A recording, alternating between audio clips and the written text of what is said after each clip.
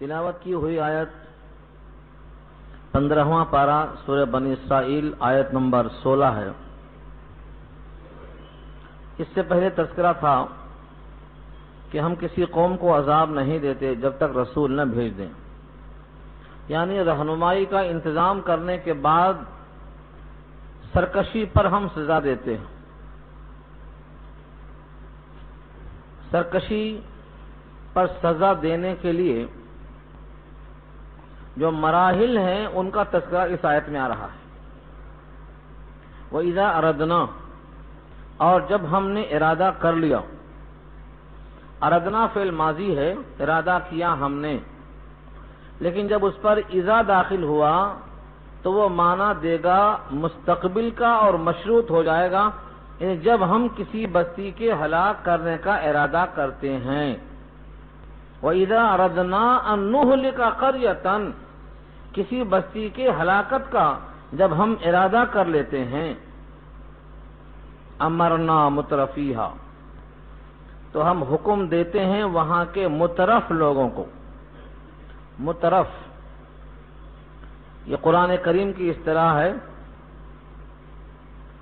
مترف کہتے ہیں وہ مالدار جو مالداری کے نشے میں مست ہو، اس کو مترف کہتے ہیں۔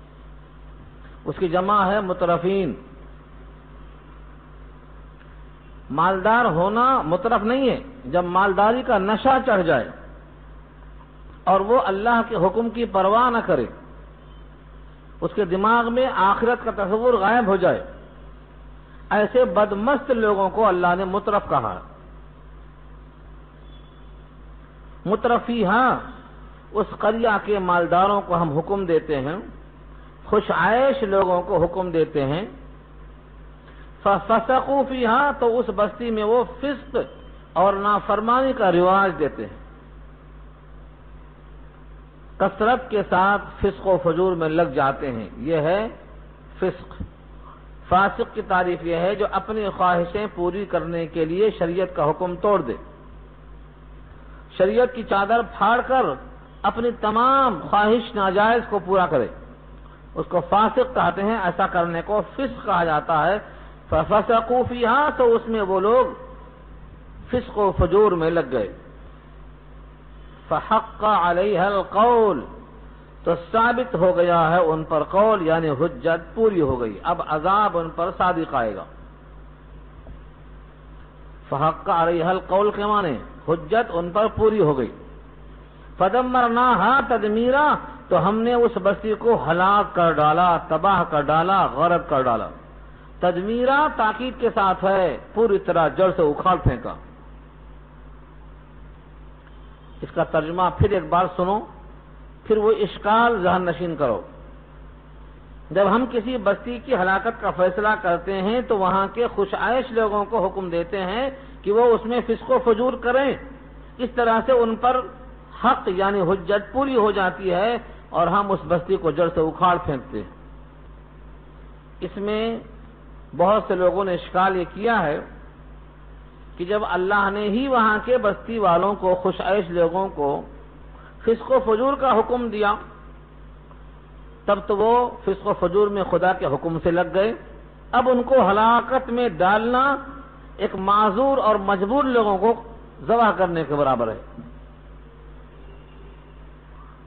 اس لیے اس کا صحیح مفہوم یہ ہے، پیچھے بھی کئی مقام پہ یہ بحث آ چکی ہے، پیدائشی لحاظ سے اللہ ہر آدمی کو دونوں قوت دیتے ہیں، فَأَلْهَمَهَا فُجُورَهَا وَتَقْوَاهَا، تقوی بھی اور فجور بھی، یعنی اللہ کا حکم ماننے کی اور نافرمانی کی دونوں صلاحیت دیتے ہیں۔ وَهَدَيْنَاهُ النَّجْدَيْنِ، دونوں راستہ دکھاتے ہیں، پھر ہر ایک کے ساتھ کتابیں اور کتابوں پر چل کر عمل کرنے والے ہادی اور رسول اور نذیر اور بشیر بھیجتے ہیں۔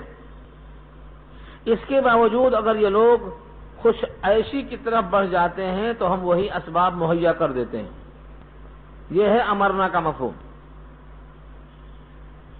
یعنی ہم نے دونوں راستے بتائے، لیکن چونکہ یہ راستہ نفس کے مطابق تھا تو مالدار لوگوں نے اس نفس کے خواہش کی تکمیل والے راستے کو قبول کر لیا تو ہم نے اس راستے کے تمام اسباب آسان کر دیے.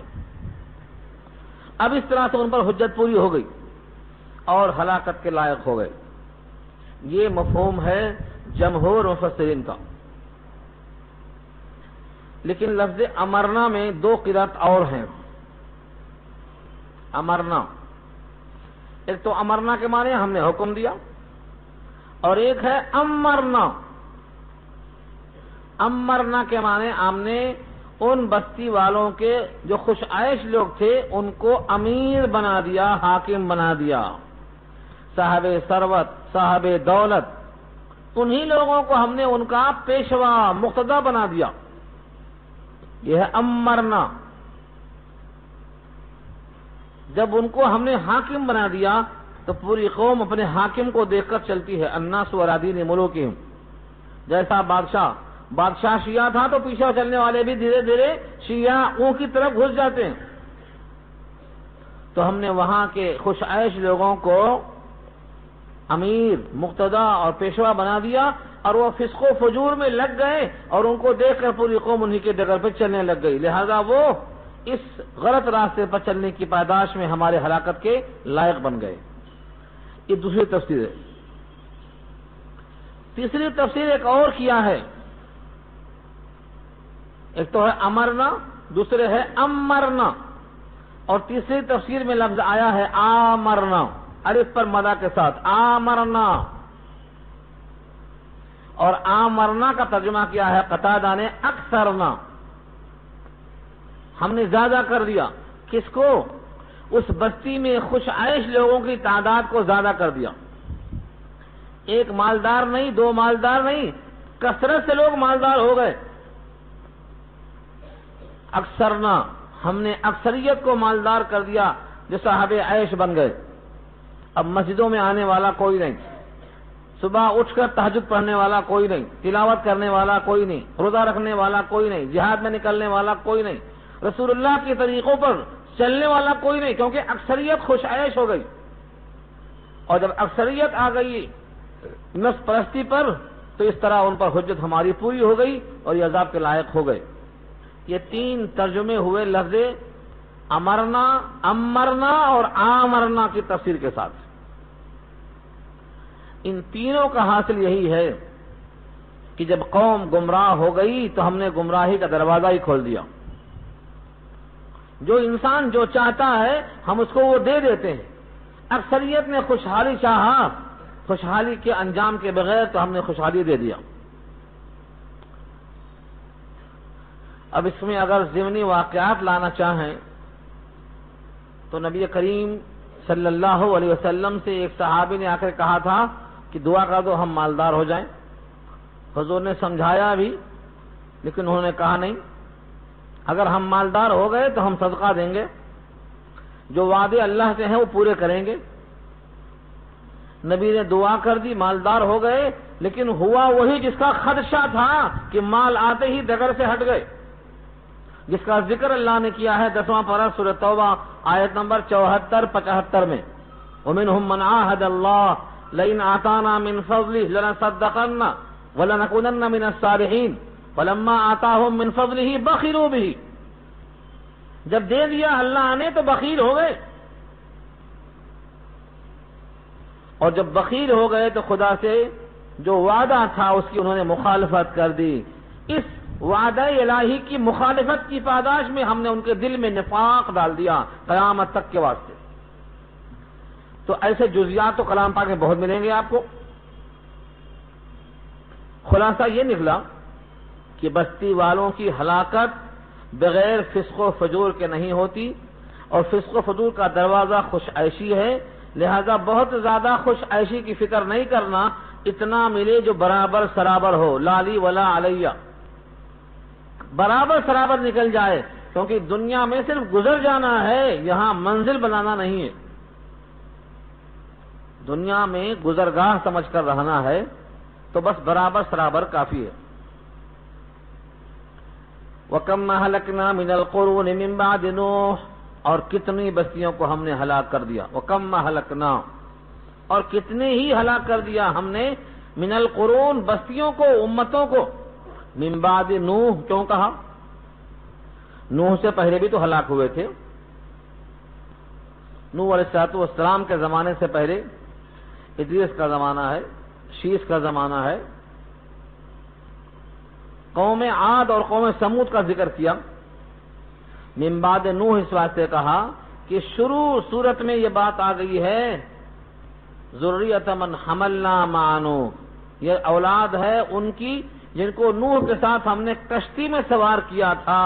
اس کشتی سے اشارہ ہو گیا ان کے علاوہ باقی کے ڈوبنے کی طرف، تو ان کی ہلاکت کا بیان پیچھے آ چکا. اس واسطے یہاں من بعد نوح کا ذکر کیا اللہ نے.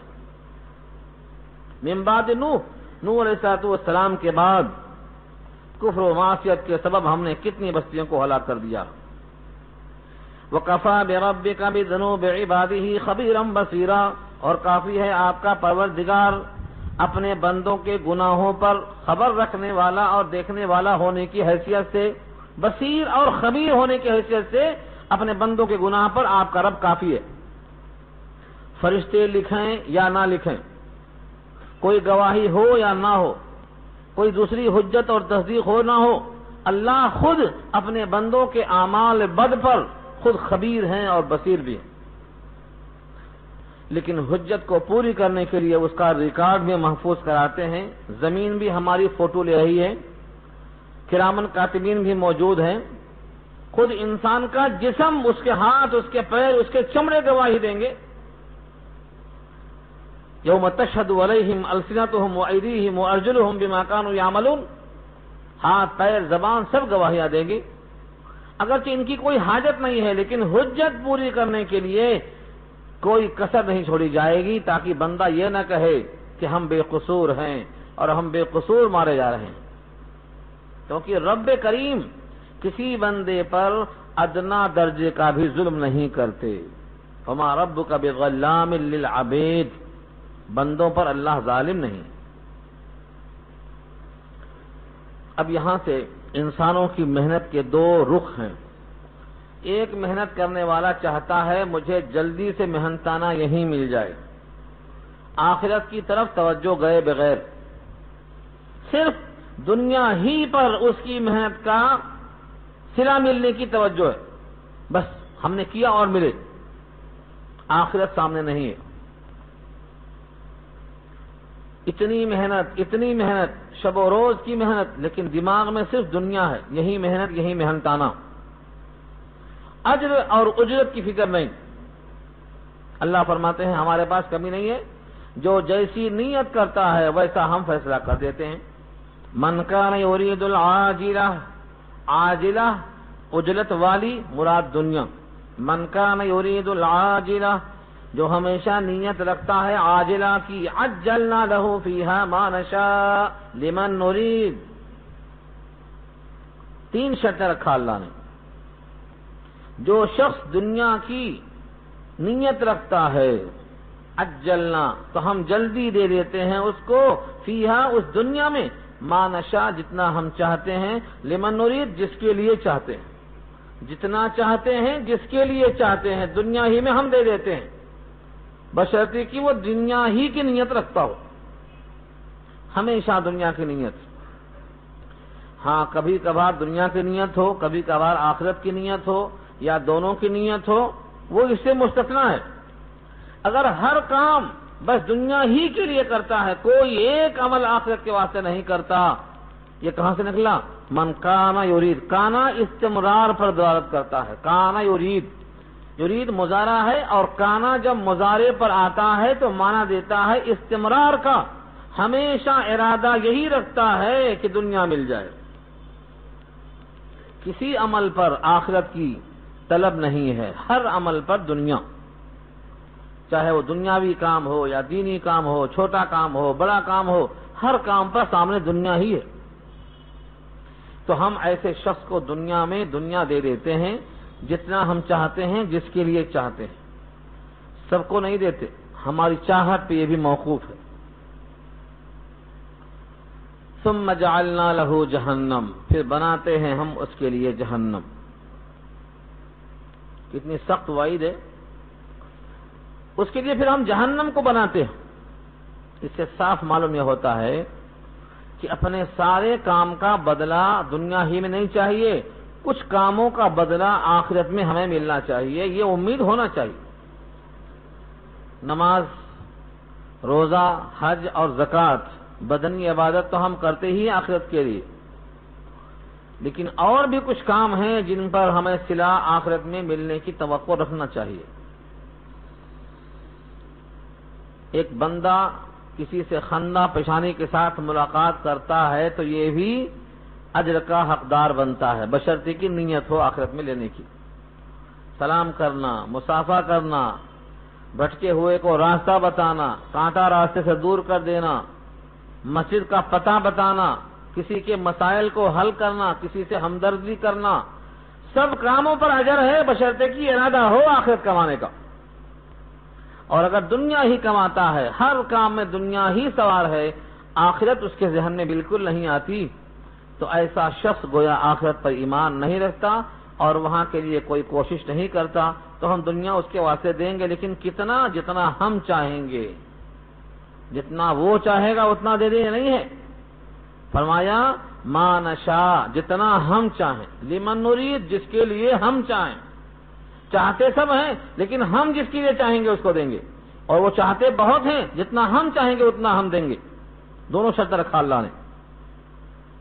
پھر بنایا ہم نے اس کے واسطے جہنم، یصلاھا مذموما مدحورا، پہنچے گا اس جہنم میں۔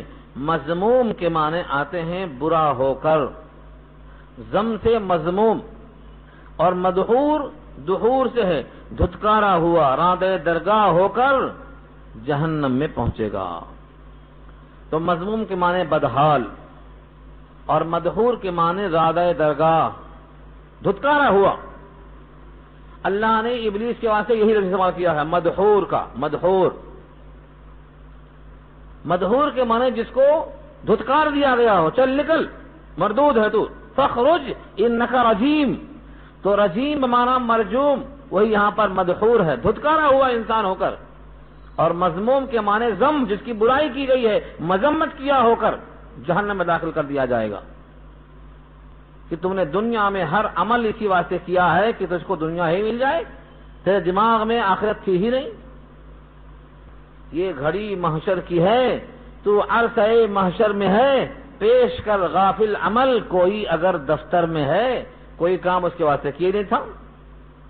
دعائیں کی تو دنیا کے لیے، حج کیا تو دنیا کے لیے، تعلیم حاصل کی تو دنیا کے لیے، کوئی کورس پڑھا تو دنیا کے لیے، ہر قدم اٹھایا تو دنیا کے لیے، کوئی کام کیا ہی نہیں اللہ کے لیے۔ جب اللہ کے واسطے کوئی کام ہی نہیں کیا ہے تو کس کام کو پیش کرے گا؟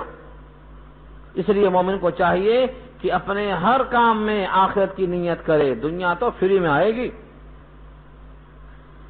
گھر بنانے والا جب کھڑکی کھولتا ہے اس نیت سے کہ مجھے اذان کی آواز آئے گی اور فجر میں جاؤں گا، تو ہوا تو خود بخود ملے گی، مفت میں آئے گی ہوا، اور کھڑکی پر اجر مل جائے گا اس نیت کی وجہ سے کہ مجھے اذان کی آواز آئے گی۔ تو دنیا والا جب دنیا کی نیت کرتا ہے تو دنیا ہی میں رہ جاتا ہے، اور آخرت کی نیت ہوتی ہے تو بیت الخلاء میں بیٹھنے والا قضائے حاجت کرتا ہے مگر اجر کا حقدار بن جاتا ہے۔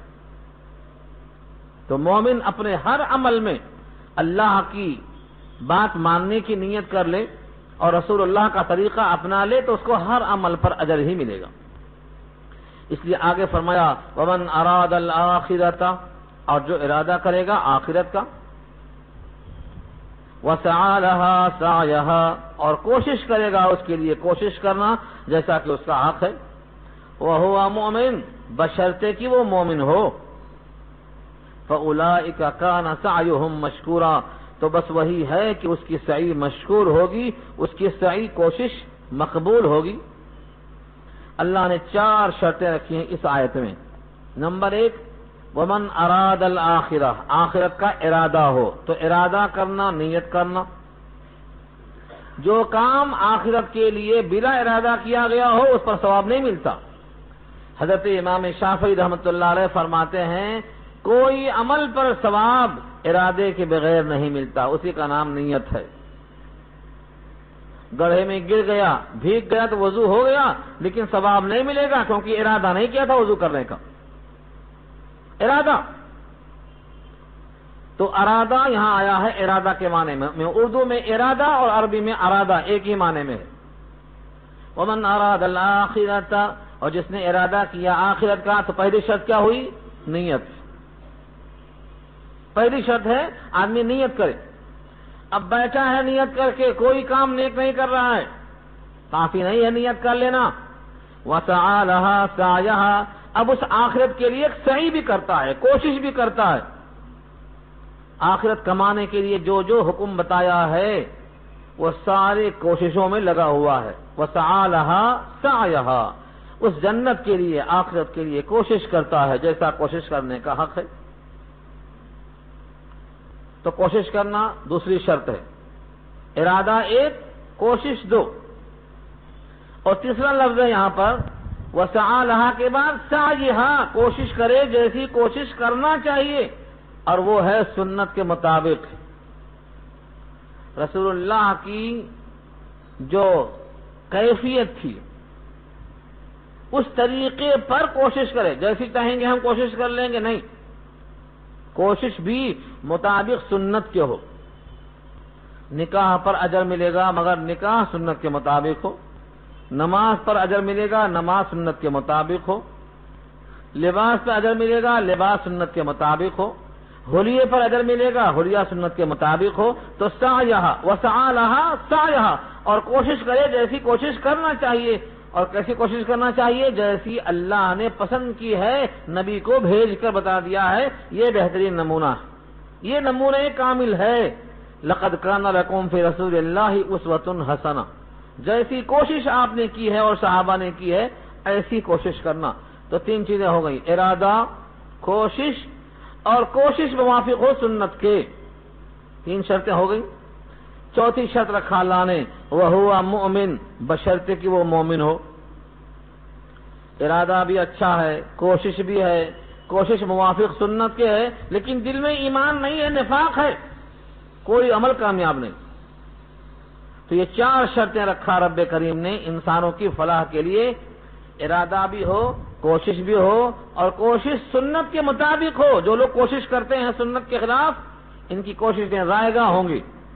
جو نیت نہیں کرتے آخرت کی وہ اجر سے خالی ہوگی، اور جو کوشش ہی نہیں کرتے آخرت کے واسطے، اور کوشش کے بغیر نہیں ملتا۔ من جد وجد، جو کوشش کرے گا وہ پائے گا، اور جو کوشش نہیں کرے گا وہ نہیں پائے گا۔ اور کوشش کے مقدار میں ہی بلندیاں حاصل ہوتی ہیں۔ ایک شاعر کہتا ہے بقدر القد تکتسب المعالی، ومن طلب العلا سہر اللیالی، ومن طلب العلا بغیر قد اضاع العمر فی طلب المحالی۔ جو بندہ کوشش کرتا ہے، جو بندہ کوشش کرتا ہے، کوشش کے بقدر بلندیاں حاصل کرتا ہے، اور جو کوشش کرتا ہے جتنی کوشش کرتا ہے اتنا حاصل کرتا ہے، اور جو بلندیاں چاہتا ہے کوشش کے بغیر، محنت کے بغیر، وہ اپنے عمر کو ضائع کرتا ہے ایسی چیز کی طلب میں جو کبھی حاصل نہیں ہوگی۔ جو کوشش کرتا ہے وہ راتوں رات جگتا ہے۔ اللہ کے نبی نے راتوں میں جا کر کوشش نہیں کی، سنت۔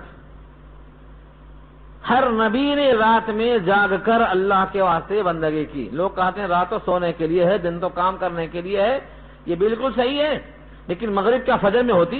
مغرب بھی تو رات میں ہے۔ عشاء کب ہوتی؟ وہ بھی رات میں ہوتی۔ حضور کی تہجد بھی تو رات میں ہوتی۔ ایسا نہیں ہے کہ ساری رات اب سونا فرض ہو گیا، اگر کوئی مغرب پڑھ لیتا ہے تو خلاف فرض ہو گیا، ایسا تو نہیں ہے۔ یقیناً رات سونے کے لیے ہے، لیکن رات ہی میں مغرب ہے، رات ہی میں عشاء ہے، رات ہی میں تہجد ہے۔ یقیناً دن ذریعے معاش ہے، لیکن دن میں فجر بھی ہے، ظہر بھی ہے، عصر بھی ہے۔ یہ کس نے کہا دیا کہ دن ذریعے معاش ہے لہذا فجر غائب، ظہر غائب، عصر غائب؟ یہ کیا مطلب؟ یہ فرقہ ہے اہل قرآن جو کہتا ہے رات سونے کے لیے ہے لہذا تہجد کیسی؟ یا ایھا المزمل قم اللیل، اے رات میں کمبل اوڑھنے والے، سونے والے، کھڑے ہو جا۔ یہ کس کا حکم ہے؟ سورہ مزمل کی پہلی آیت میں اللہ کا حکم رسول اللہ کو ہے، یا ایھا المزمل قم اللیل، رات میں کھڑا کر دیا اللہ نے۔ تو یہ کہنا کہ رات سونے کے لیے ہے، جگنا کیسا؟ یہ آنکھیں بند کرنے کی طرح ہے، جس طرح بلی دودھ پیتی آنکھیں بند کر کے اور سمجھتی ہے کوئی نہیں دیکھ رہا۔ یقیناً رات سونے کے لیے ہے، رات سونا چاہیے، لیکن رات میں یہ کام ہوتے ہیں۔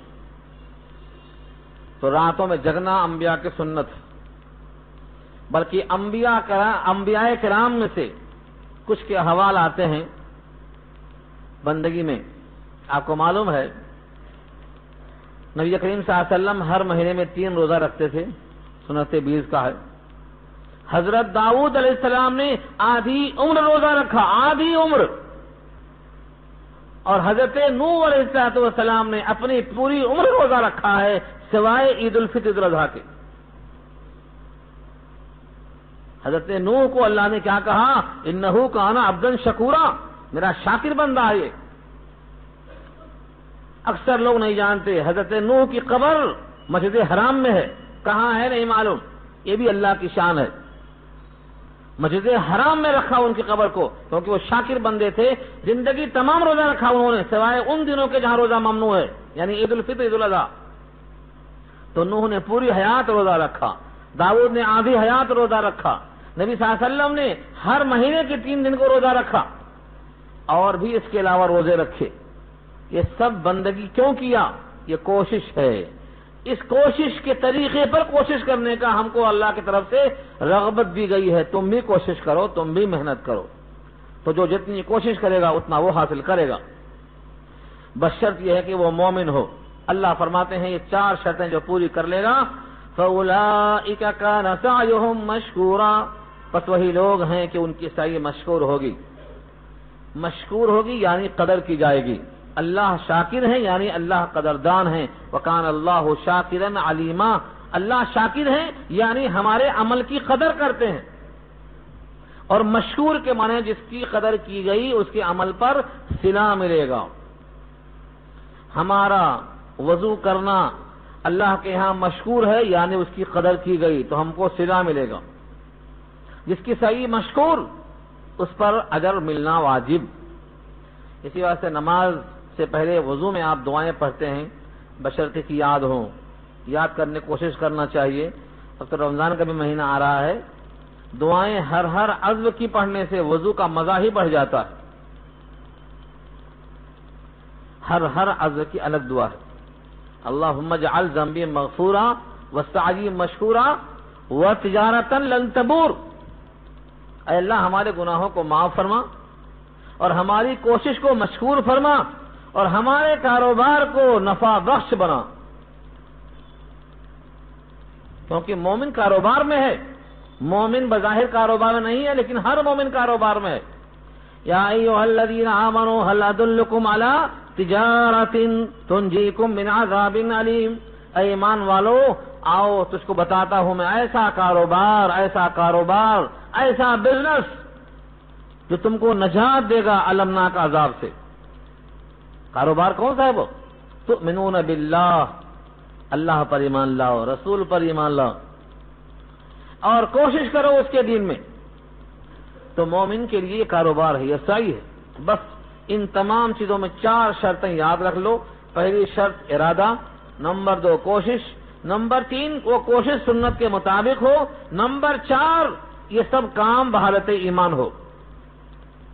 یہ 4 چیزیں پائی گئی بندہ کامیاب ہوگا۔ کُلًّا نُمِدُّ هَٰؤُلَاءِ وَهَٰؤُلَاءِ مِنْ عَطَاءِ رَبِّكَ وَمَا كَانَ عَطَاءُ رَبِّكَ مَحْظُورًا۔ کُلًّا ہر ایک، نُمِدُّ ہم دیتے ہیں، ہَٰؤُلَاءِ ان کو، وَهَٰؤُلَاءِ ان کو، من عطاء ربک آپ کے رب کی عطا میں سے۔ ہاؤلائی سے مراد دنیا، پھر ہاؤلائی سے مراد آخرت۔ ہم آپ کے رب کی عطا دنیا میں سے بھی دیتے ہیں اور آخرت میں سے بھی دیتے ہیں، دونوں طرح سے ہم دینے پر قادر ہیں۔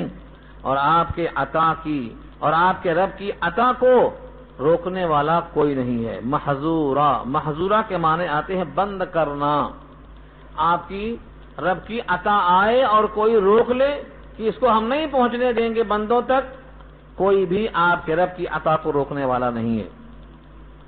اللہ تعالی جس بندے کو دنیا دینا چاہتے ہیں کوئی روک نہیں سکتا، اور دنیا کے بجائے آخرت دینا چاہتے ہیں تو کوئی روک نہیں سکتا۔ کلن نمدو، ہر ایک کو ہم دیتے ہیں، ہاؤلائی و ہاؤلائی، اس میں سے بھی اور اس میں سے بھی، دونوں میں سے ہم دیتے ہیں، دنیا بھی آخرت بھی۔ من عطاء ربک، آپ کے رب کی عطا، وما کان عطاء ربک محظورا، اور نہیں ہے بند آپ کے رب کی عطا، سب کو دیتے ہیں۔ اس سوال کا جواب یہ ہے، دنیا میں اللہ نے قارون کو، فرعون کو، شداد کو، نمرود کو، سب کو دیا، یہ اللہ کی عطا کسی پر بند نہیں ہے۔ تم دیکھتے ہو کہ دنیا والوں میں کوئی کسی پر فضیلت رکھتا ہے، کسی کو اللہ نے اتنا دیا کہ وہ ایک ملک کا بادشاہ ہے، کسی کو دیکھا تو کئی ملک کا بادشاہ ہے، ہر ایک کو دوسرے پر فوقیت دیا، یہاں تک کہ کوئی نہیں بول سکتا کہ سب سے بڑا میں ہوں، ایک پر ایک، نہلے پر ڈالا، سر کا سوا سر چلتا چلا گیا۔ جب دنیا میں یہ اللہ کی عطا ہے کہ کوئی نہ کوئی ان سے بڑا موجود ہے، جب دنیا میں اس طرح اللہ دینے پر قادر ہیں اور اس فضیلت سے لوگ واقف ہیں، تو آخرت میں بھی یہی طریقہ کار ہوگا، جو جتنی کوشش کرے گا اتنا درجہ اس کا بڑھا ہوا رہے گا، یہاں تک کہ سب سے اونچا درجہ سید الانبیاء کا ہوگا۔ وَلِوَاءُ الْحَمْدِ يَوْمَئِذٍ بِيَدِي، حمد کا جھنڈا اس دن میرے ہاتھ میں ہوگا۔ انا سید ولد آدم ولا فخر، میں سردار ہوں گا اولاد آدم کا، اور کوئی فخر کی بات نہیں ہوگی۔ یہ کیسے مقام ملا؟ یہ سب نوازشیں ہیں اللہ کی۔ تو دنیا والوں کو ہم دیتے ہیں، ان کو دیتے ہیں، ان کو دیتے ہیں، رب کی عطا کوئی روک نہیں سکتا۔ رب کی عطا مقبولیت کی دلیل نہیں ہے۔ قارون اللہ کا مقبول بندہ ہوتا تو دھنستا کیوں؟ عطا بہت تھی۔ فرعون پانی میں غرق کیوں ہوتا؟ دنیا میں جتنے لوگوں کو دیا گیا یہ سب مقبول نہیں تھے، دنیا میں دیا جانا دلیل مقبولیت کی ہرگز نہیں۔ پھر بھی یہ اللہ کی تقسیم ہے۔ انظر کیف فضلنا بعضهم علی بعض، دیکھو غور سے دیکھو کیسے فضیلت دیا ہم نے ان میں سے بعض کو بعض پر، کسی کو ایک گھر، کسی کو دو گھر، کسی کو 50 گھر، کسی کو ایک شہر، کسی کو دوسرا شہر، کسی کو ایک ملک، کیسا دیا ہم نے؟ جب دنیا میں یہ فضیلت دینے پر، فوقیت دینے پر ہم قادر ہیں اور اس سے لوگ فضیلت محسوس بھی کرتے ہیں، تو پھر آخرت کے درجات اور آخرت کی فضیلت تو بہت زیادہ بڑی ہے، بہت زیادہ قابل توجہ ہے، وہاں پر بھی فضیلت کے واسطے کوشش کرنا چاہیے، وہ بھی موقوف ہے اوپر کی 4 شرطوں کے ساتھ جو ابھی ابھی آ چکی ہے۔ انظر کیف فضلنا، غور سے دیکھو تو صحیح کیسے ہم نے فضیلت دیا ہے۔ فضلنا بعضهم علی بعض، ان میں سے بعض کو بعض پر فوقیت دی ہے۔ وَلَلْآخِرَةُ أَكْبَرُ درجات، اور البتہ آخرت بہت بڑی ہے درجوں کے لحاظ سے، وَأَكْبَرُ تفضیلا، اور بہت بڑی ہے فضیلت کے اعتبار سے۔ دنیا کی کوئی حیثیت نہیں، یہاں ہم نے فضیلت دے کر دکھا دیا ہے، تو جو آخرت بہت بڑی ہے درجات اور فضیلت کے لحاظ سے، وہاں بھی درجے خوب ہوں گے۔ جنت کے جتنے درجے ہیں قرآن کریم کی اتنی آیتیں ہیں۔ شارحین لکھتے ہیں 6666 آیتیں ہیں، جنت کے درجات بھی اتنے ہیں، اور حافظ قرآن سے کہا جائے گا جبکہ وہ حافظ قرآن عامل بالقرآن ہو، شرطیں پوری کرتا ہو، حلال کو حلال جانتا ہو، حرام کو حرام جانتا ہو، کیونکہ شرط رکھا اللہ کے نبی نے، کہا جائے گا پڑھتا جا اور چڑھتا جا۔ یقال لصاحب القرآن اقرأ وارتقی ورتل کما کنت ترتل فی الدنیا فإن منزلک عند آخر آیت تقرأها، پڑھتا جا اور چڑھتا جا، جہاں آخری آیت آئے گی وہ تیرا منزل کا مقام ہوگا۔ 6666 درجہ اللہ بلند کریں گے حافظ قرآن کا ان آیتوں کے بقدر۔ یہ بھی کوشش تھی، اس نے کوشش کیا کہ اس کو پڑھا، اس کو سمجھا، اس پر عمل کیا، اس پر نیت کیا، کوشش موافق سنت کے کیا، بحالت ایمان کیا، یہ 4 شرطیں پوری کیا، درجات عطا ہو گئے۔ تو جو بندہ مومن بحالت ایمان ارادے کے ساتھ کوشش کرے گا اور کوشش موافق سنت کی ہوگی، کوشش من مانی نہیں، میرا دل چاہا میں نے کر لیا، ان کو دیکھ کے ان کو دیکھ کے ان سے سن کے نہیں، سنت کے مطابق ہونا شرط رکھا اللہ نے۔ اب اس کے درجات اور اس کی فضیلت کا کیا ٹھکانہ ہے جو ان 4 شرطوں کو پورا کرتا ہے۔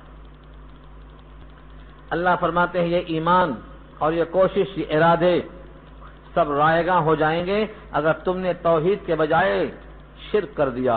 لا تجعل مع اللہ الہا آخر، مت بنا اللہ کے ساتھ کوئی دوسرا معبود۔ اوپر کی تمام باتیں، جیسے شہد بہترین چیز ہے لیکن ایلوا لگاتے ہی وہ شہد بیکار ہو جاتا ہے، نماز بہترین چیز ہے، دکھاوا ریاکاری آتے ہی وہ نماز شرک میں تبدیل ہو جاتی ہے، روزہ بہترین چیز ہے، ڈھال ہے، غیبت کرتے ہی وہ پھٹ جاتا ہے، صدقہ بہترین چیز ہے، احسان جتاتے ہی باطل ہو جاتا ہے۔ ایسے ہی تمہاری توحید بہترین چیز ہے، لیکن جہاں تم نے اللہ کے ساتھ غیر اللہ کو سجدہ میں شریک کر لیا تمہارا عمل باطل ہو جاتا ہے۔ لا تجعل مع اللہ، مت بناؤ اللہ کے ساتھ الہا آخر، دوسرا کوئی معبود۔ اگر بنایا تو فتقعد، بیٹھ جاؤ گے۔ تقعد ہمارا اردو کا جو محاورہ ہے بیٹھک لینا، مطلب کیا ہے؟ تھک مادہ ہو کے ہار جانا، یہ ہے فتقعد، بیٹھک لے لو گے تم بھی بدحال ہو جاؤ گے۔ مذموم، مذموم کے معنی برے ہو کر، اور مخذول کے معنی رسوا ہو کر۔ مخذول کا مادہ خزلہ ہے، خیرال لام، اور خزلہ کے معنی آتے ہیں رسوا ہونا، بے عزت ہو جانا۔ تو مذموم اور مخذول ہونا، مذموم جس کی برائی کی جائے، مخذول جس کی رسوائی کی جائے۔ تو مخذول اور مذموم کے معنی بدحال ہو کر اور رسوا ہو کر تم بیٹھک لے لو گے، تمہارا کوئی عمل اللہ کے ہاں قابل قبول نہیں ہوگا۔ اس لیے اللہ کے ساتھ کسی کو معبود قرار مت دینا۔ کسی کو معبود قرار نہ دینا کا مطلب کیا نکلا؟ معبود کا جو حق ہے وہ کسی کو نہ دینا، معبود کے برابر کسی کا حکم نہیں، معبود کے برابر کسی سے محبت نہیں، معبود سے بڑھ کر کسی کی عظمت نہیں، معبود کے لیے جو جسم کے عضو مخصوص ہیں یعنی پیشانی کا ٹھکانہ وہ کسی اور کے واسطے نہیں۔ اگر تم نے اللہ کے ساتھ دوسرے معبود کو قرار دیا تو تم بیٹھ جاؤ گے برے ہو کر، بدحال ہو کر، مذموما مخذولا، تھکے مادے ہو کر۔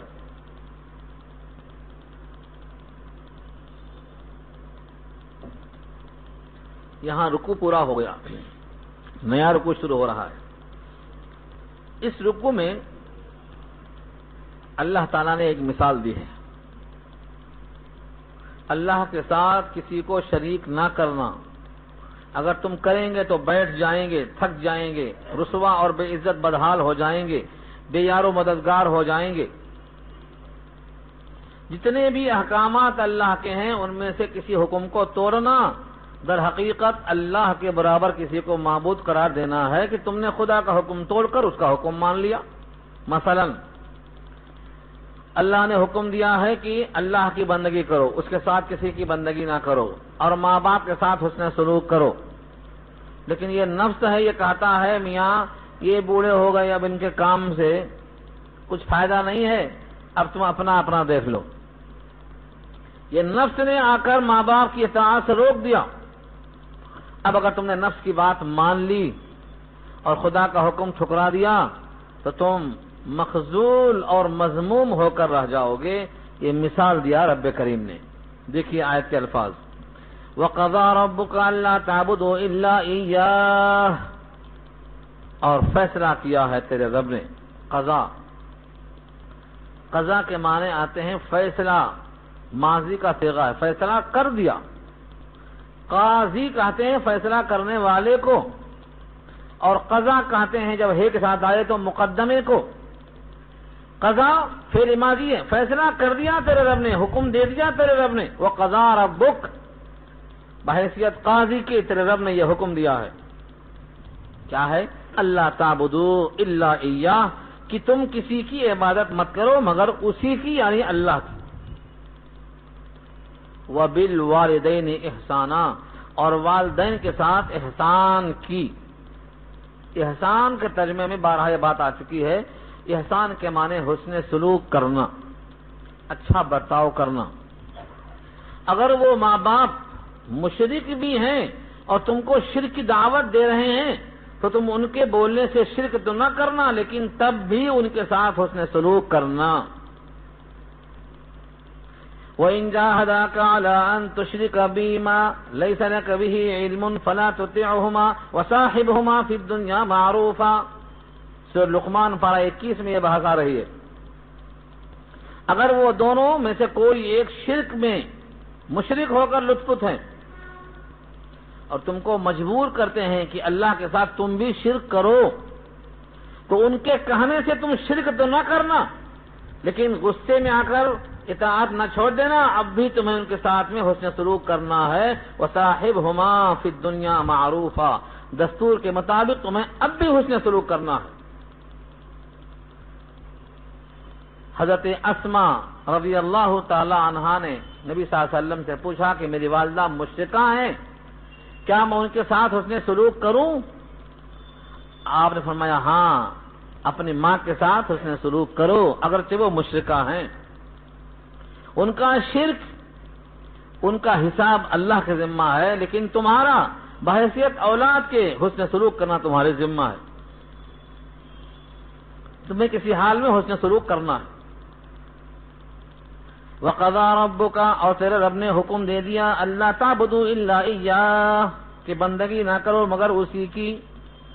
وَبِالْوَالِدَيْنِ إِحْسَانًا، اور حسن سلوک کرو ماں باپ کے ساتھ۔ إِمَّا يَبْلُغَنَّ عِندَكَ الْكِبَرَ أَحَدُهُمَا أَوْ كِلَاهُمَا فَلَا تَقُل لَّهُمَا أُفٍّ وَلَا تَنْهَرْهُمَا وَقُل لَّهُمَا قَوْلًا كَرِيمًا۔ اللہ تعالیٰ نے اپنے ساتھ ماں باپ کو جوڑا ہے۔ سائل کی حیثیت سے بھی چیزوں کی فوقیت بڑھ جاتی ہے اور گھٹ جاتی ہے۔ ایک آدمی بہت بخیل ہے اور آپ سے آ کے پوچھے کہ سب سے اچھا عمل کون سا، تو آپ کیا بتائیں گے؟ میاں کچھ خرچ کرتے رہا کرو، یہ بہت اچھا عمل ہے۔ کیوں ایسا کہیں گے آپ؟ کیونکہ دیکھ لیا آپ نے، بیچارہ چائے بھی نہیں پلاتا، ٹھنڈا بھی نہیں پلاتا، پانی بھی نہیں پلاتا، باہر سے باہر بہا دیتا، تو آپ کیا کہیں گے؟ یہ تو کہیں گے۔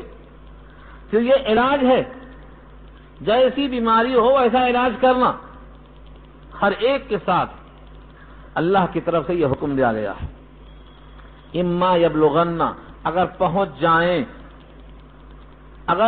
جائیں اندکا، تیرے پاس، یعنی ماں باپ تیرے پاس اگر ہوں، الکبر، بڑھاپے میں، احدہما، ان دو میں سے ایک، او کلاہما، یا دونوں بڑی عمر کو پہنچ جائیں، یا دونوں زندہ ہوں، یا دونوں میں سے ایک زندہ ہوں، فلا تقل لہما اف، تو مت کہو ان دونوں کو اف۔ اف کے معنی اوں، سوائے ہاں کے اوں نہیں، ہر جگہ ہاں اوں نہیں کہنا، یعنی ان کے بات پر، ان کے حکم پر کبھی تم کو طیش نہیں آنا، ہمیشہ اطاعت کرنا۔ ولا تنہرہما، ان کو جھڑکنا نہیں۔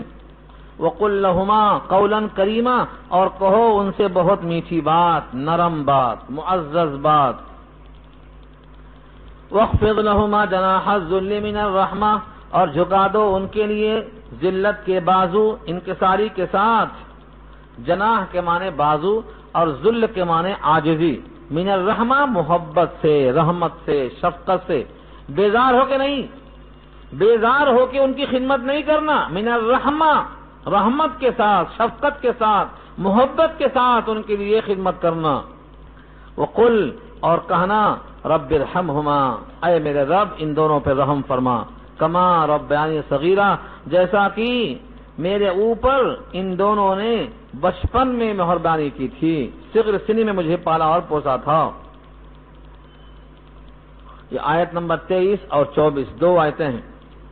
ان دونوں کو پھر سے آپ دیکھیں، پھر سے ریوائز کریں، یہ تو تھوڑا سا ترجمہ ہوا اس کا۔ اس آیت میں دو باتیں معلوم ہوئیں۔ سب سے پہلی کہ اللہ کے ساتھ ماں باپ کا حق اللہ نے خود جوڑا۔ نمبر 2، اگر وہ بڑھاپے کو پہنچ جائیں، بڑھاپے سے پہلے خدمت نہیں کریں گے، بڑھاپے میں خدمت کی حاجت بڑھ جاتی ہے، اس واسطے بڑھاپے کی شرط ہے۔ ایسا نہیں ہے میرے ابا جب بوڑھے ہوں گے جب دیکھا جائے گا تب تک تو آرام کرو، ایسا نہیں ہے۔ جب بوڑھا نہیں ہے، جوان ہے، تو اپنا کام وہ خود کر لیتے۔ ان کے ہاتھ پیر تمہارے سے مضبوط ہیں، اولڈ از گولڈ، تم سے اچھا کام کرتے، وہ تم سے بہترین کام کرنے پر قادر ہیں، یہاں مراد یہ ہے اگر وہ بڑھاپے کو پہنچ گئے تو بڑھاپے میں تمہاری خدمت کے محتاج ہو گئے، ورنہ ماں باپ کی اطاعت تو ہمیشہ لازم ہے۔ بڑھاپے میں احتیاج بڑھ گئی ہے، توجہ کی ضرورت زیادہ ہے۔ ہوتا یہ ہے آدمی بڑھاپے میں کمزور ہو جاتا ہے، اور جو بھی کمزور ہوتا ہے وہ چڑچڑا ہو جاتا ہے، اور چڑچڑاہٹ میں ایسی بات کرتا ہے کہ آدمی کو غصہ آتا ہے۔ ان تمام چیزوں کو سامنے رکھ کر کے فرمایا رب کریم نے اگر وہ تمہارے پاس بڑھاپے کو پہنچ جائیں، دونوں ہوں یا دونوں میں سے ایک ہوں، تو اف نہ کرنا، ان کی چڑچڑاہٹ کا جواب ہوں ہاں سے نہیں دینا، ولا تنہرہما، جھڑکنا نہیں، ان سے نرم بات کرنا، کیونکہ بچپن میں تمہارے ساتھ بڑی نرمی کی باتیں کی ہیں۔ اگر بچہ گود میں ہے اور بار بار داڑھی کھینچتا ہے تو غصہ نہیں آتا، بار بار ایک چیز پوچھتا ہے، دسیوں بار جواب دیتے ہیں ماں باپ، فلاں چیز کا جواب، فلاں چیز کا جواب، غصہ نہیں آتا۔ تو بچپن کی حالت کو اللہ نے یاد دلایا، کہو کہ اے میرے رب، جیسے بچپن میں ان دونوں نے میرا خیال کیا تھا جب میں محتاج تھا، اب یہ دونوں محتاج ہیں، ان کا خیال آپ فرمائیے، کیونکہ جس طرح شفقت بچپن میں انہوں نے کی تھی ہم ان کی طرح شفقت کرنے پر قادر نہیں ہیں، لہذا ان دونوں پر آپ رحمت فرمائیے۔ بچپن کا ذکر دلا کر احساس دلایا ہے کہ کبھی تم محتاج تھے، کبھی وہ آج محتاج ہیں، کبھی کشتی پانی پر، کبھی پانی کشتی پر، بدل گئی حالت، کبھی سائیکل ناؤ پر ہو جاتی ہے۔ یہاں دکھا دیا ہے کہ تمہارے بوڑھے ماں باپ کبھی تم ان کے محتاج تھے اور آج وہ تمہارے محتاج ہیں، اس طرح سے ان دونوں کا خیال کرنے کا حکم دیا ہے۔ اس پر حدیثیں تو بے شمار ہیں، بے شمار۔ اس آیت کی تشریح میں، تفسیر مظہری میں بہت روایتیں ہیں، روایتوں میں سنایا تو مستقل گھنٹے کی ضرورت ہے، لیکن آج اس کی ضرورت اس لیے ہے کہ بہت سے لوگ ماں باپ کو الگ کر دیتے ہیں۔ بیوی کا مطالبہ ہے الگ رکھو تو جائز ہے الگ ہو جانا، لیکن الگ ہونے کا یہ مطلب نہیں ہے کہ اب ان کی اطاعت چھوڑ دینا، ان کی محبت ختم ہو جائے۔ علامات قیامت میں سے یہ ہے کہ لوگ باپ سے دوستی نہیں کریں گے، دوستوں سے دوستی کریں گے، بیوی کی بات مانیں گی، ماں کی بات نہیں مانیں گی، علامات قیامت میں بتایا اللہ کے نبی نے۔ ایک روایت میں یہ ہے کہ باپ بیچ کے دروازے ہیں، جنت کے بیچ کے دروازے آپ کے والد محترم ہیں، یعنی چاہے تو اس کی حفاظت کر لو، چاہے تو ضائع کر دو، بیچ کا دروازہ۔ اور ایک روایت میں یہ ہے کہ اللہ کی ناراضگی ماں باپ کی ناراضگی میں ہے، اور اللہ کی رضا ماں باپ کی رضا میں ہے، یعنی اگر ماں باپ ناراض ہیں تو اللہ ناراض ہے، اور ماں باپ راضی ہیں تو اللہ راضی ہے۔ ایک روایت میں یہ ہے کہ یہ ماں باپ تمہارے دروازے ہیں، جنت کے بھی جہنم کے بھی، یعنی ان کو چاہو تو ان کے ذریعے سے جنت میں پہنچ جاؤ، اور ان کو ناراض کر کے جہنم میں پہنچ جاؤ۔ ایک روایت میں یہ ہے کہ ایک صحابی آئے جہاد میں جانے کے واسطے، پوچھا ماں باپ ہیں؟ کہا ہاں۔ وہ تو روتے ہوئے ہیں، ان کو چھوڑ کے آیا ہوں میں جہاد کرنے کے واسطے۔ حضور نے کہا جا کے ان کو خوش کرو، جا کر ان کو خوش کرو، جس طرح روتا ہوا دیکھ کے آئے ہو ہنستا ہوا دیکھو، یعنی جا کر یہ کہو کہ میں اب تمہاری مرضی کے بغیر جہاد میں بھی نہیں جاؤں گا۔ جہاد بھی جب فرض کفایہ ہے تو بغیر پوچھے جانے کا حکم نہیں ہے، ہاں جب فرض عین ہو جائے، رفاہ عام ہو جائے، یعنی امیر کا حکم ہو جائے کہ اب کوئی نہ گھر میں رہے، تو اس وقت کا حکم الگ ہے۔ حج کے لیے بھی پوچھ کر جانا ہے۔ ماں باپ کے لیے اللہ نے اتنے فضائل رکھے ہیں، اتنے درجات رکھے ہیں، وہ احاطے سے باہر ہے۔ ہر آدمی کے لیے جنت میں 2 دروازے ہیں، جہنم میں 2 دروازے ہیں، اگر ماں باپ دونوں زندہ ہیں، اور ایک زندہ ہے تو پھر ایک دروازہ جنت میں ہے اور ایک دروازہ جہنم میں ہے، یعنی اگر یہ راضی ہیں تو جنت میں جائیں گے، یہ ناراض ہے تو جہنم میں جائیں گے، یہ مطلب بیان کیا۔ بے شمار روایتیں ہیں، حضرت ابو ہریرہ کی، حضرت انس کی، حضرت امامہ کی، سب روایتوں کا ایک ہی حاصل ہے کہ ان کو راضی کرنا ہے، ان کے غصے کو برداشت کرنا ہے۔ سب سے بڑی چیز بتایا، جب ماں باپ بیزار ہوتے ہیں ہمارے بڑھاپے میں، ہماری بیماریوں میں جب ماں باپ دیکھتے ہیں کہ بچہ بہت بیمار ہے اور بہت تنگ ہوتے ہیں، راتوں میں جگ جگ کے دوائیں پلا کھلا کے، تو وہ اللہ سے دعا کرتے ہیں کہ اللہ ان کو حیات دے دے، اللہ ان کو حیات دے دے۔ اور جب ماں باپ بڑھاپے میں بیمار ہو کر کے ہم کو پریشان کرتے ہیں تو بچے کیا کرتے ہیں، یا اللہ ان کو اٹھا لے، یعنی ماں باپ کے مرنے کی دعا ہو جاتی ہے۔ تو یہ بہت بڑا فرق ہے کہ ماں باپ نے ہمیں جینے کی دعا دی ہے اور بچوں نے ان کو مرنے کی دعا دی ہے۔ وہ ہماری پریشانیوں پر اللہ سے دعا کر کے مانگتے تھے اور ہم اللہ سے دعا کر کے ان کو جدا کرنے کی فکر میں رہتے۔ یہ ان کی محبت، ان کی عظمت کا تقاضا ہے۔ اسی واسطے ماں باپ کی شفقت مسلم ہے۔ ماں باپ اپنے بچوں پر بے انتہا حریص اور شفیق اور مہربان ہوتے ہیں، کسی بھی حال میں ان کا فیصلہ ہی بہتر ہوتا ہے۔ ہاں، ایک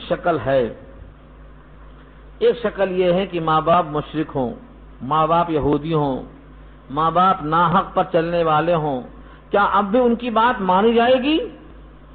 اس کا جواب میں نے ابھی دیا سورہ لقمان پارہ 21 کے حوالے سے کہ اگر وہ مشرک ہیں تو ان کے کہنے پر تم شرک نہیں کرو گے، لیکن حسن سلوک تو اب بھی کرو گے، حسن سلوک کرو گے، مگر ان کی بات نہیں مانی جائے گی۔ ان کی نہیں، دنیا میں کوئی انسان ہو، کتنے بھی مرتبے کا ہو، اگر وہ اللہ کے حکم کے خلاف حکم دیتا ہے تو اس کی بات نہیں مانی جائے گی۔ لا طاعۃ لمخلوق فی معصیۃ الخالق، جہاں خالق کی نافرمانی ہوتی ہو کسی مخلوق کا حکم نہیں مانا جائے گا، چاہے ماں باپ ہوں۔ چنانچہ ابراہیم نے اپنے باپ کی بات اسی واسطے کر دیا تھا کہ انہوں نے شرک کی دعوت دی تھی، آگے بڑھ گئے وہ۔ تو ماں باپ اگر خداوند قدوس سے دوری کا حکم دیتے ہیں تو اس عمل میں ان کی بات نہیں مانی جائے گی، بقیہ اس کی وجہ سے ترک تعلق نہیں، اس کی بنا پر ترک تعلق نہیں ہوگا، بقیہ کاموں میں ان کا حکم مانا جائے گا۔ یہاں تک کہ تعلیم حاصل کرنا، علم کو لوگوں تک پہنچانا، حج کرنا، سفر کرنا، ان تمام کاموں میں ان کی بات مانی جائے گی، ان کی اطاعت کی جائے گی۔ کبھی کبھی ایسا مرحلہ آتا ہے کہ ماں باپ چڑچڑاہٹ میں یا عمر زیادہ ہونے سے غلط فیصلہ لے لیتے ہیں، بیٹے کے دنیاوی مصالح کے خلاف حکم دے دیتے ہیں۔ بیٹا نہیں چاہتا ہے کہ ماں باپ کا دل دکھاؤں، ان کی دل آزاری کروں، لیکن مجبور ہو کے ایسا قدم اٹھانا پڑتا ہے کہ ماں باپ کی دل شکنی ہو جاتی ہے، جبکہ ان کا حکم مطابق ہوتا ہے شریعت کے۔ ایسی شکل میں کیا حکم ہے؟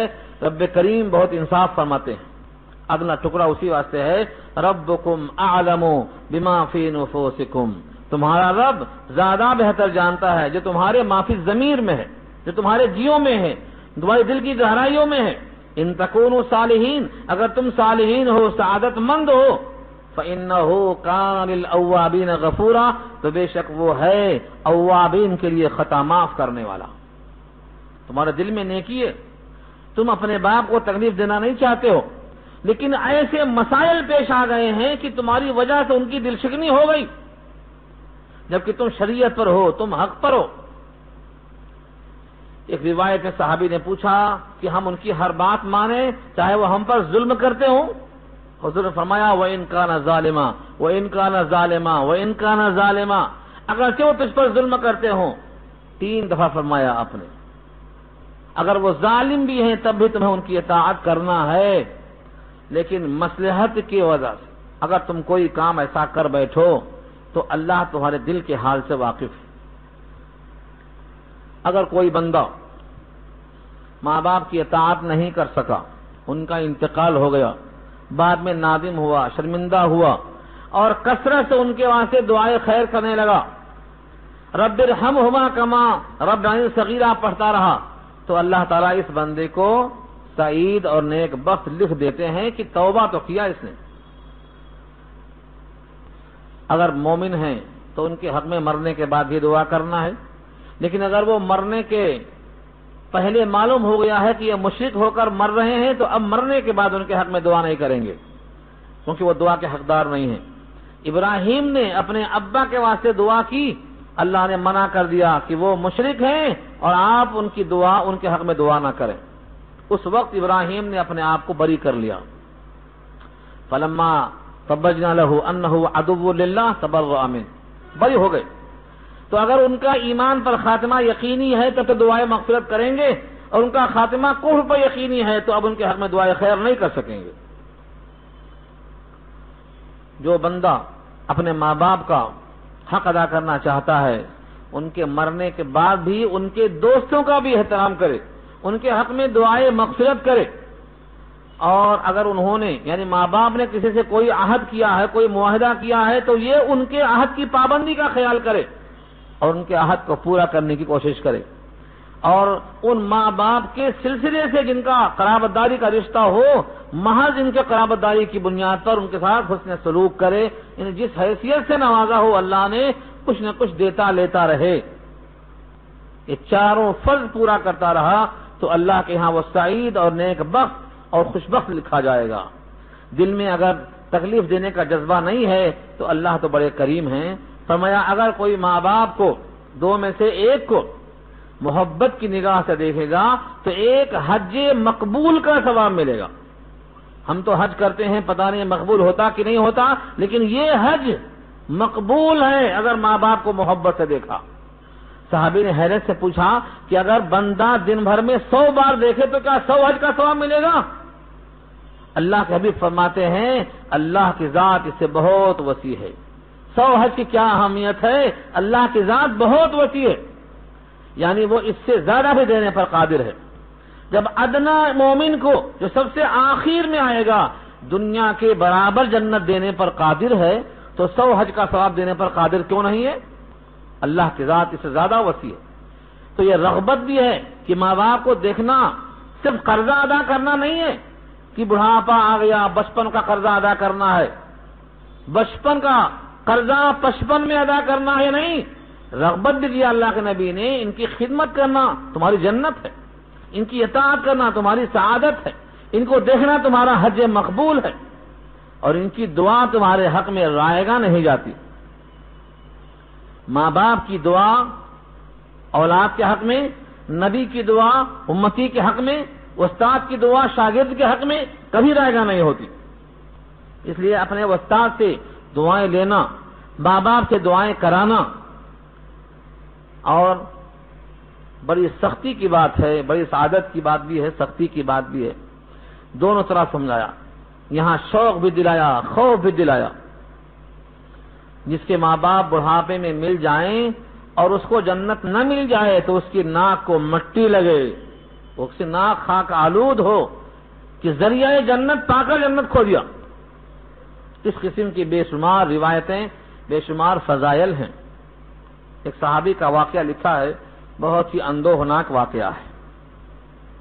ایک صحابی نے آ کے شکایت کیا، اے اللہ کے نبی میرے باپ ایسا ہے کہ میرا مال پورا کھا جاتے ہیں،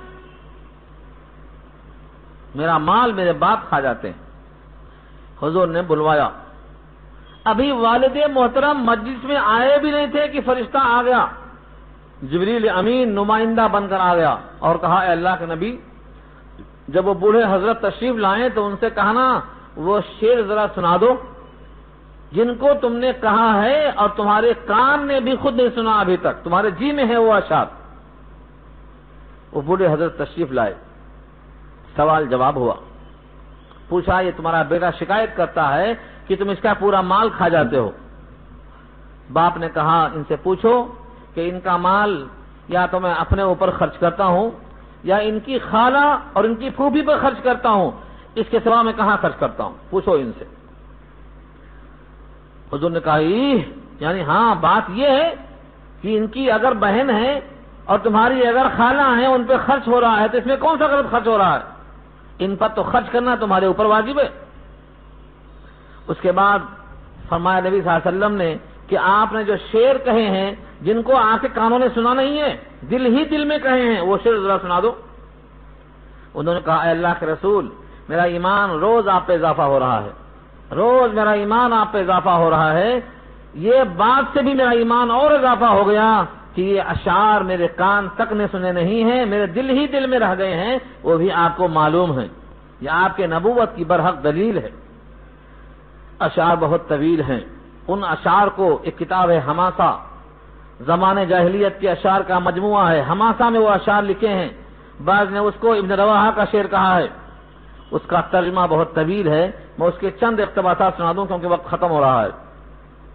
اس شعر کا مضمون یہ ہے، اپنے بیٹے کو سامنے رکھ کر وہ دل ہی دل میں کہتے ہیں کہ تمہاری خاطر ہم نے جینے کی دعائیں کی، تمہاری بیماری میں رات گزاری جاگ جاگ کر، تمہاری بیماری میں ایسا دل لرزتا کہ گویا بیماری تم کو نہیں ہے ہم کو ہے،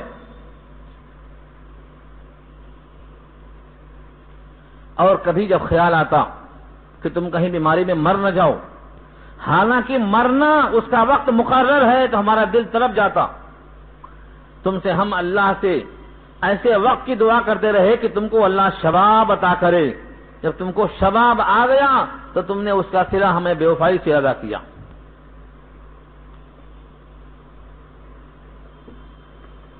دعا کر دیجیے۔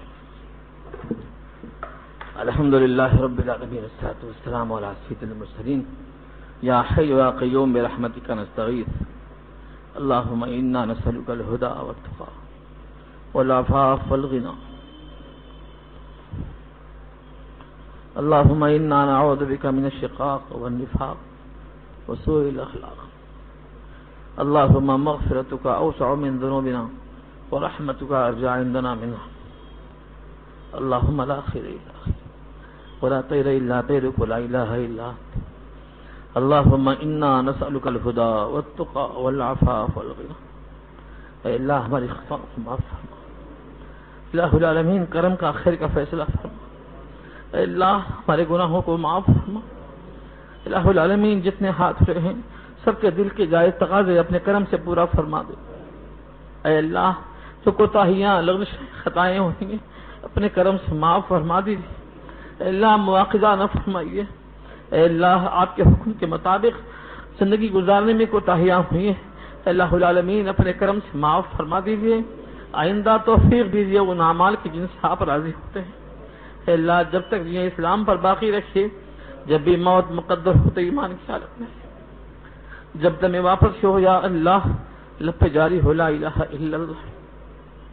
اللہم انا نعوذ بک من الشقاق والنفاق وسوء الاخلاق اللہم انا نسألک من خیر ما سألک منہ نبیک محمد صلی اللہ علیہ وسلم ونعوذ بک من شر ما استعاذک منہ نبیک محمد صلی اللہ علیہ وسلم انت المستعان وعلیک البلاغ ولا حول ولا قوة الا باللہ رب ارحمہما کما ربیانی صغیرہ رب ارحمہما کما ربیانی صغیرہ رب ارحمہما کما ربیانی صغیرہ۔